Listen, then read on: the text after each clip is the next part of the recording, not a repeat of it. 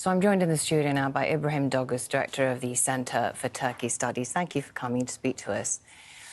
I suppose the third-party candidate, Sinem Oğan, has made it clear that he is throwing his support behind Recep Tayyip Erdogan. He is a nationalist. There are over 2.5 million votes up for grabs. Is that endorsement going to be enough for those voters to essentially follow his lead?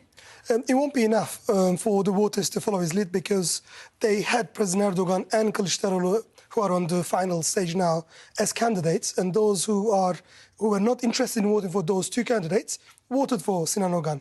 So it's not going to be easy for him to take all those millions of voters with him to President Erdogan's camp because his supporters have also split.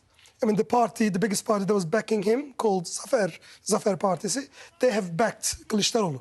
So that camp is also divided now, and we don't know how many of those people are going to stick with Oğan's choice or how many are going to follow Özdağ's choice. Yes, so what you are describing is a very fragmented political landscape. Is this likely to, even if Erdogan wins, which is, seems to be the most likely scenario, but how is that polarisation and fragmentation likely to affect the country after Sunday? I mean, Turkey is at a crossroads. It's a very difficult moment for the country. This election has proven clearly that the country is split into two. There's a 50-50 division. It's very much polarised. But the strange or interesting thing is that you've got all political alignments in both camps. You've got nationalists in Erdogan's camp. You've got nationalists on Kılıçdaroğlu's camp. You've got religious political parties in Erdogan's camp. You've got them, in Kılıçdaroğlu's camp. You've got Kurds in both sides. So it's a very much polarised situation for the country. The big question is what will happen on Monday. Not who actually is going to win, but what sort of path Turkey is going to take after Sunday's elections. So it depends on Erdogan, right? He gets another 5 years. I mean, that's the most likely outcome of tomorrow's election. But Turkish public and Turkish and Kurdish people of Turkey are quite interesting voters, I would say. Back in 2000 or 2002, when President Erdogan's party won the majority and formed the government, the whole of established parties got dissolved or got collapsed. So there was a new start, new beginning for the country.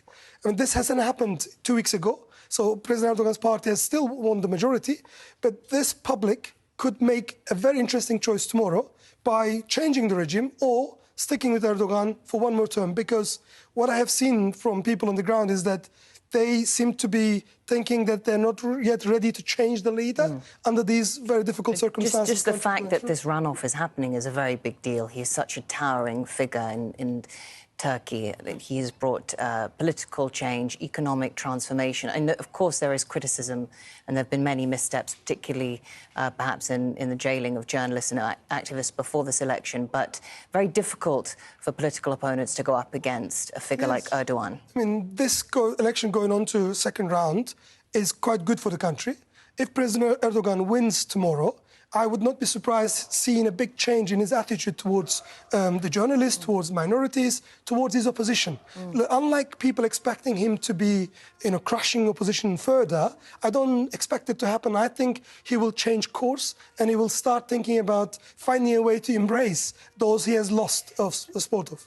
That's very interesting. So there is a sort of rationality and a pragmatism there that you describe in this next 5 years. His mind, because also there are questions over his health and whether he's becoming more fragile. But will the focus be then on legacy, on winning over his opponents, as opposed to a crackdown or sort of an entrenchment of his position? That's how I feel. I think he will change course. He will try to embrace the opposition, or he will try to embrace those he has lost their support of. But we need to know that AK Party is President Erdogan. President Erdogan does much better than his political movement. Without President Erdogan, AK Party is very likely to split, possibly lose much more support, because they haven't got a leader to replace him. Presumably he'll be lining up his successor in the next... obviously every political leader will always try to line up a successor, but the public doesn't go along with that choice all the time. Enjoy your time in Istanbul.